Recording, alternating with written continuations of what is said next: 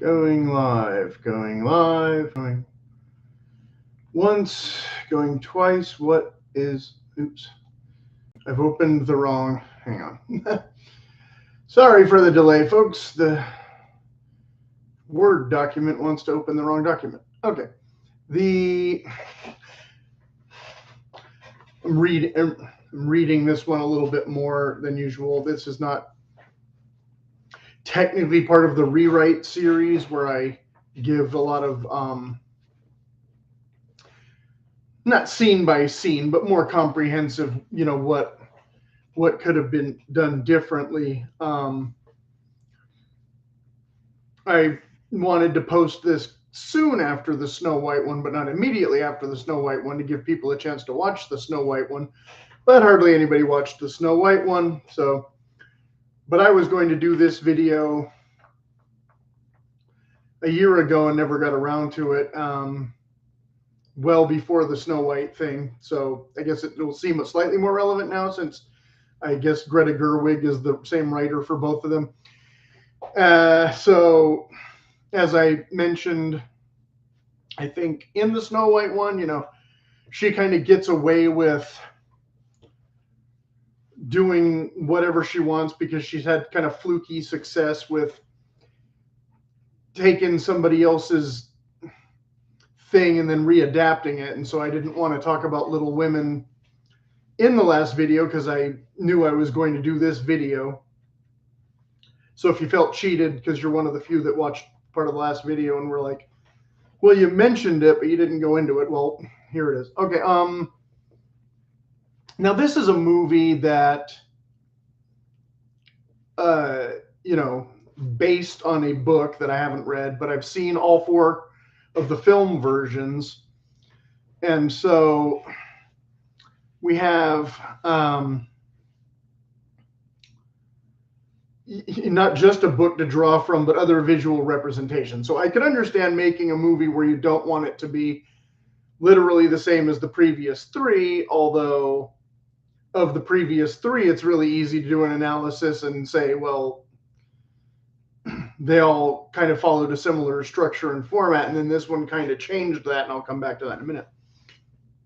The opening Rodrigo, if you want the Katharine Hepburn version, although I think overall out of the 3, believe it or not, I would say the 1959 Elizabeth Taylor one is probably the best.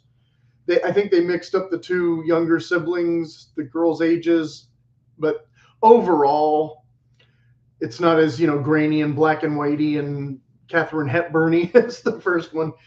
And then the 1990s one, it's kind of surprising that this movie didn't get done in the 70s, or at least not that I know of. That's kind of odd that there was no remake there. In the 90s, you have, a little bit more realism with, your abilities with the camera. You're not just shooting on this built set or whatever.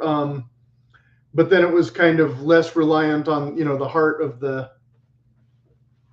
character, and, I don't know, the story was kind of maybe sacrificed a little more for the visuals, if that makes sense.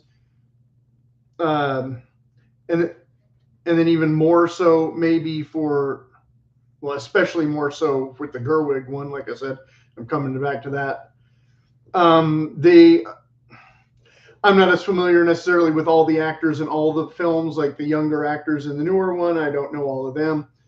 The older actors in the older one, I don't necessarily know all of them. But it's always been, if you're not familiar with the book Little Women and going to see it for that, then they're still going to get you into the theater with the It Girl cast for sure. Like, if I lived in 1959, I probably knew who a couple of these other gals were more interested. Don't know, but that's kind of a constant commonality. So yeah, when you take an existing popular group of actresses, casting is kind of easy, right? And there's always like one introducing, right? The girl that's the blonde in the current one, who I don't know if she's done anything since or not. I guess that's the kind of thing I could look up if I cared, but not really relevant to this, because this isn't a how to cast video. This is more of a how to write criticism video. So yeah, in the new one, yeah, we have this kind of yes, it was beautifully shot, but it's also the longest version that skips almost all the key scenes that are in the other versions, and so it ends up becoming the most depressing. And it's a revamp. Greta Gerwig loves to throw away the source material, or use it as an inspiration, or whatever the buzzword is. So you've got this kind of split screen, to make the story even more depressing and longer and tedious. But like I said, yeah, it's more boring in that kind of storytelling sense to me. But the visuals were better, because they had taken all the cinematographer, I think, should get a lot of the credit for copying the Winslow Homer paintings or whatever it was. Honestly, I really had to go to the bathroom for at least half an hour, as is usual with all epic films or whatever. So I was always worried that I was going to miss something,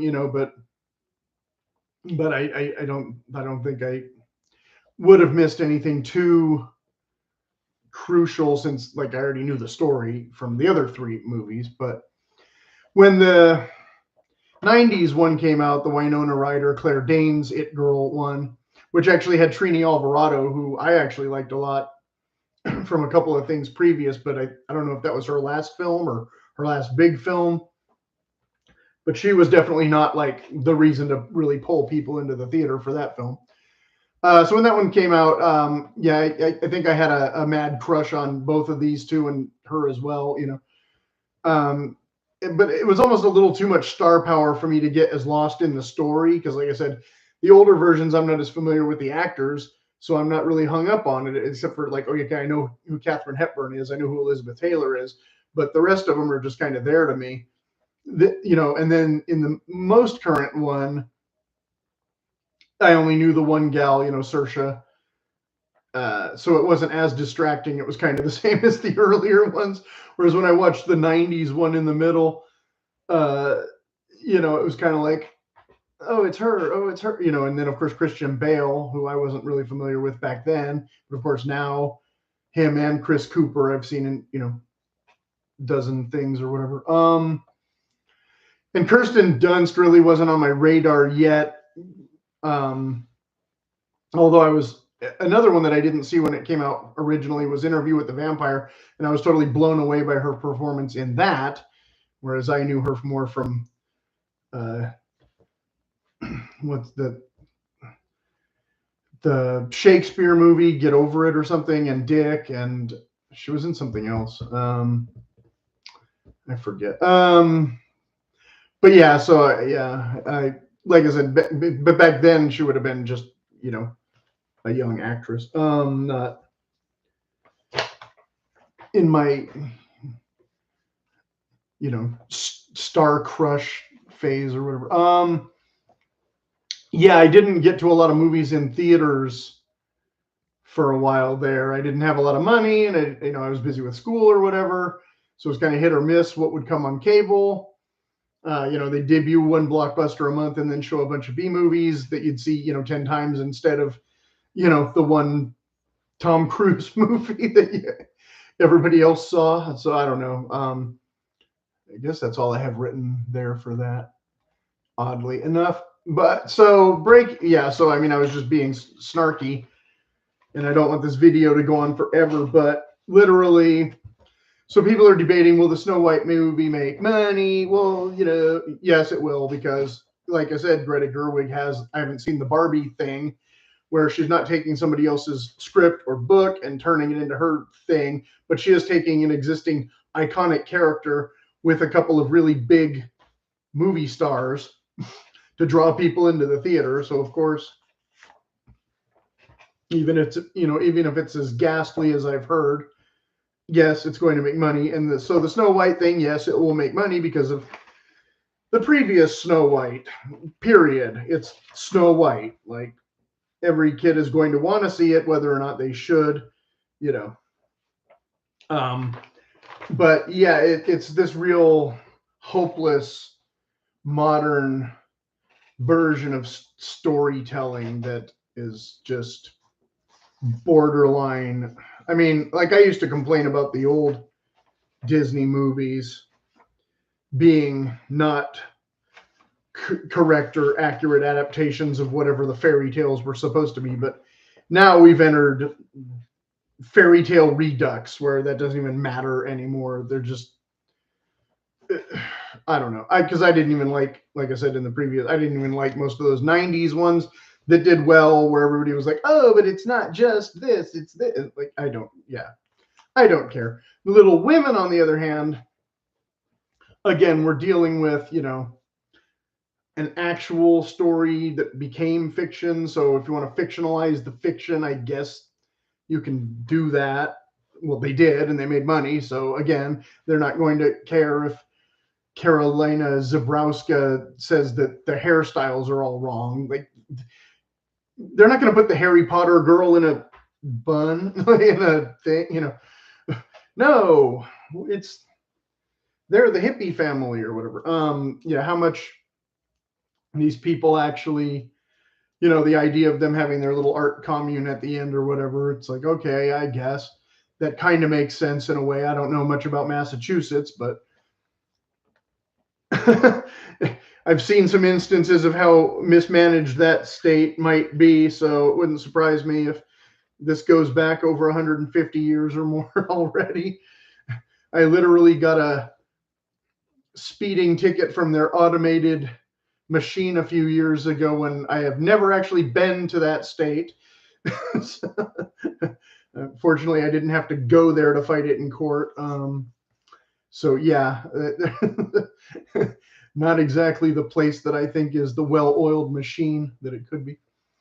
And so this family being the subject of scrutiny, like I said, the other movies though, like I said, they all kind of follow the same formula. So it's kind of a happy, joyous thing at first, and then the daughter dies, and kind of the sad ending. The newer one, like she's dying from the beginning. It's or whatever. I haven't watched it lately. I watched it more than once, I think, but probably 2 or 3 times, but not recently. So I don't remember it exactly. But I just remember like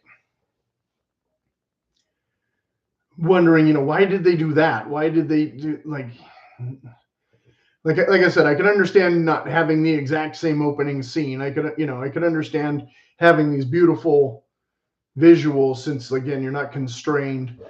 That stuff all made sense to me, but it seemed like the story was more about the middle sister with the boyfriend, the alcoholic.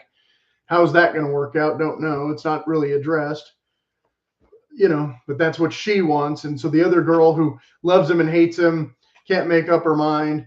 And then the romance that exists in the previous movies doesn't exist at all in this one. It's a figment of her imagination to sell books. Okay.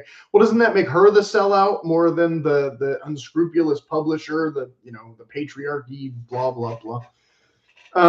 Yeah, like I said, I think Greta Gerwig is very overhyped when, and she's allowed to make these choices because somehow they make money. And that's the bottom line.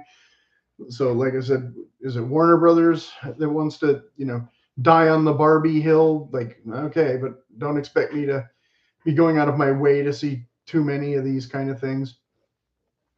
Yeah, I guess I'll stop now. It was like like I said, I don't really have any like, significant rewrite advice so much as like, just don't do that. Like, why? I'm kind of tempted to read the book now, kind of like I wanted to kind of reread The Hobbit after those things came out. Like, okay, what went wrong here? I can't put my finger on it because I don't remember it scene by scene, but I know it was something. So anyway, like I said, like I say always, if you have any questions, feel free to put them in the comments.